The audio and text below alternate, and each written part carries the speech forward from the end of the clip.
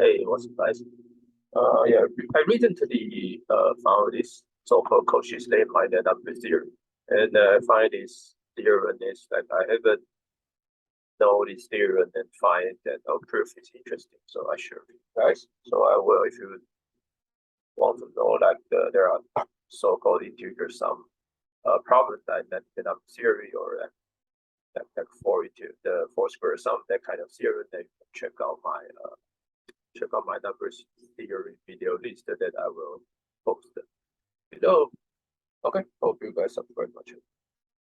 I will share with you guys. So this theorem says that if a, b are odd integer,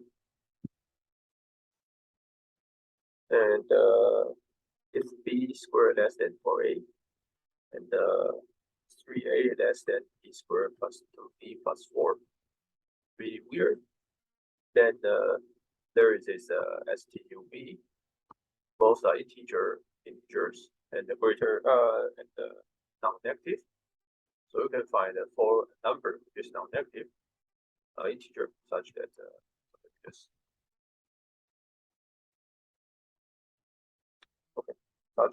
a is s squared plus t squared plus u squared plus b squared, and then b is s plus t plus u plus.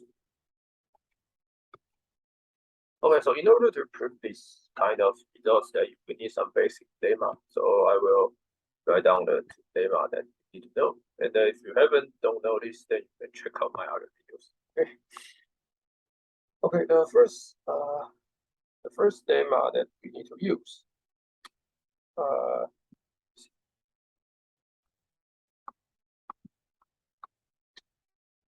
Okay. Probably we only need this lemma. So there is a lemma that called integer has sum of three squares. I think this is proved by Lagrange. So basically, it says that any number x can be written as the sum of three integer squares, and one and two, and one square plus three squared, unless. So this means that it's always true unless, or so I should accept if x looks like 4 to the m and the a times k plus 7. So basically, it says that if your x can be written as 4 to the power of 8 times k plus 7, then your x cannot be written as sum of three squares. So if you can write your results into if your number x do not look like same as 4 to the m a k plus 7, this kind of form, then you can write your x into the sum of three squares. Okay, the simple example is that you can check that 15 cannot be written as sum of three squares. You can check. Okay, from this that we can show the following. So we can show that the theorem, if r, there's a number r, if r is 8, mod 8 is remainder 3, then the r is sum of 3r squared.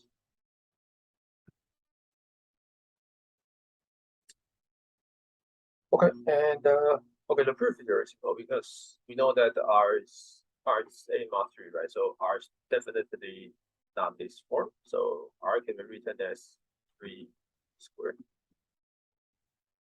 sum of 3 squared, and any number square modulo 8. So let's check. So if you start from 0, 1, 2, 3, 4, 5, 6, 7, and then let's say this is x, and then this is x squared by 8, or 0, 1, 4, 1,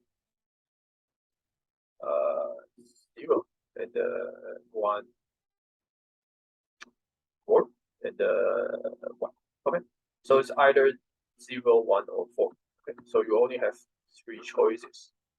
So if r is sum of 3 squared, if r is a 3 mod 8, then the only possibility is that 1 plus 1 plus 1. Okay, so that means that this x, y, z must be Okay, so now we have this lemma. So now we can so the only thing we use is the bottom. And I just derive this from this Lagrange theorem. Okay, so now we have b squared minus 4ac plus b squared plus 2b plus 4. And so the question is that we need to construct s plus t, stu and b. Okay, so our goal is to construct find s t u b. Okay, so what should we do? Okay, okay, so notice that let's write a equals to 2k plus 1, and obviously that I can check for a minus b squared is 4 2k plus 1 minus b squared.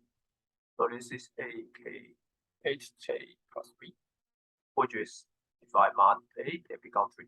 Okay, so I can write for a minus b squared sum of 3 squares. Okay, the both are odd.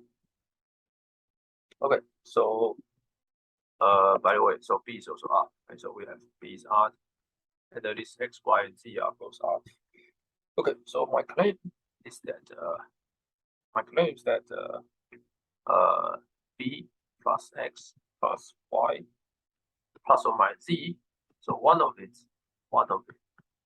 must be divisible by 2, must be divisible by 4. It's a bone.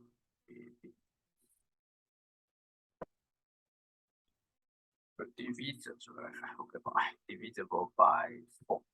Okay. Okay, the proof is very simple. So let me just quickly say why. The reason is that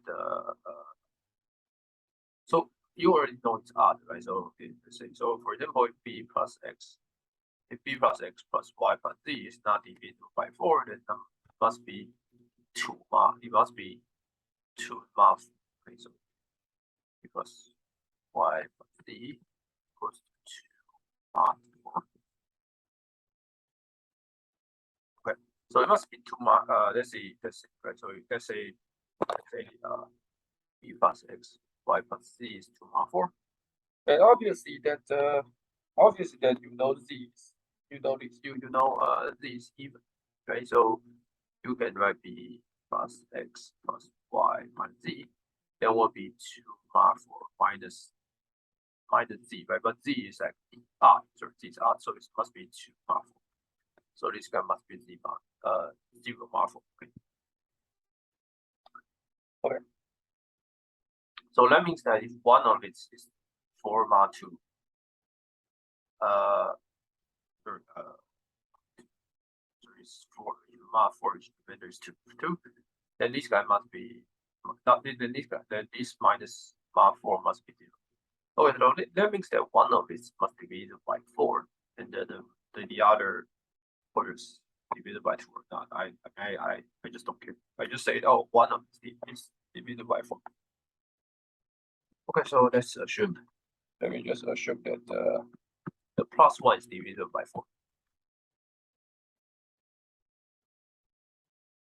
Okay, so now I can write down the 4 numbers. So I can write s equals to b plus x plus y plus z divided by 4. And the t will be b plus x minus y minus z divided by 4. So I can also write this as b plus x divided by 2 minus s, right? Because b plus x minus s. Okay.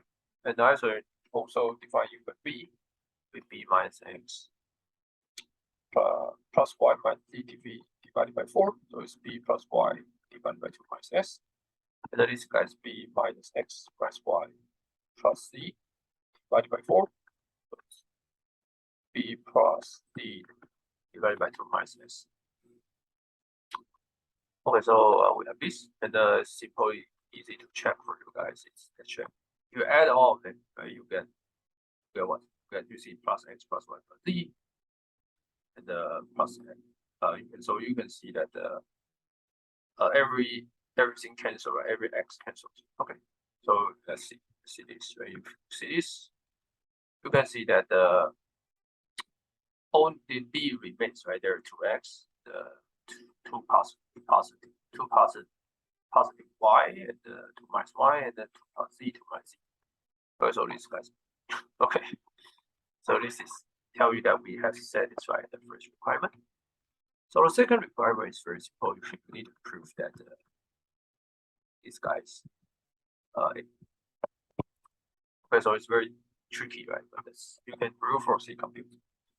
Okay, so I just want to say that if you brute force the compute, then you will get the answer will be 1 divided by 16 for x plus y squared plus z squared. Okay, you can prove this directly in computation. And then you know that this x squared plus y squared plus z squared by definition is 4a minus b squared. Okay, so this guy is amazing. Okay. So now we already find all the results. So we should prove this theorem. So remaining parts is to prove these are greater or equal to 0. Okay. So now we need to prove that all these are greater. So this guy must be greater than 0. Okay? So we need to prove this guy greater than 0. Okay. Okay. So you can see that you can see what? Well, so obviously that all of this greater than all of STU be greater than equal to b minus x minus y minus z divided by 4, right? Because all are at least there should be one positive. So if I can show that b minus x minus y minus z divided by 4 is greater than 0, then I can prove that the STU b are both greater or equal to 0. Okay, so finally that's this. So that's okay. So we only need to prove that b minus x minus y minus z greater or equal to 0. Okay, so how should we do this? Okay, so remember that up now that we have one condition that we haven't used. It's this one. Okay, so this one is that 3a less than b squared plus 2b plus 4. So now let's do this. So let's consider x plus y plus z greater or equal to Cauchy what? So it's 1 squared plus 1 squared plus 1 squared, and then x squared plus y squared z squared. So this is Cauchy what? And obviously that this is 3 and 4 minus. Okay, then by definition, this guy, by my definition, right, I say is that I have a condition such that 3a less than b squared plus 2b plus 4. Okay, which means that which means what? Which means that